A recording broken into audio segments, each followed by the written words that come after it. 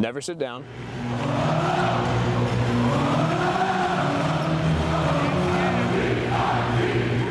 Always jump and yell during Zombie Nation.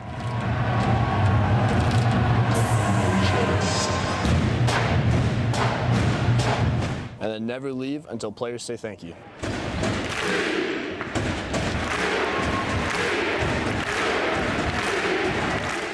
3 simple rules guide 1,300 kids who make up Gonzaga's student section, the Kennel.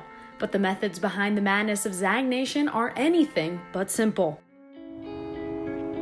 So we try to shoot for 4 a year, and so those non-conference games, and then the traditional conference, VOU St. Mary's. The only stipulations are it has to be a group of 6, and one person has to be in the tent at all times. So I think my favorite part is the tweet, but what you do is you hide, you send out the location, and then everyone just runs to you. And the idea is that the first person that gets there is tent number 1.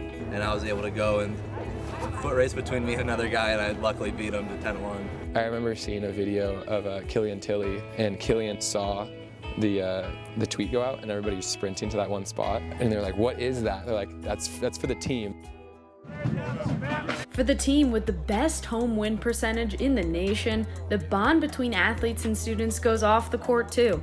And what molds relationships quicker than free pizza? It's just kind of that they understand that we provide this atmosphere for them to play in that gives them that home court advantage, and they're very grateful for it. I mean, you have probably people that will be drafted in the NBA soon, and next thing you know, they're passing out pizzas to students. So they could be doing any other thing, studying, getting ready for school tomorrow. But for them to be outside in the cold, the least we can do is help them out, give them some slices of pizza or some juice and stuff like that, and let them know we appreciate their support.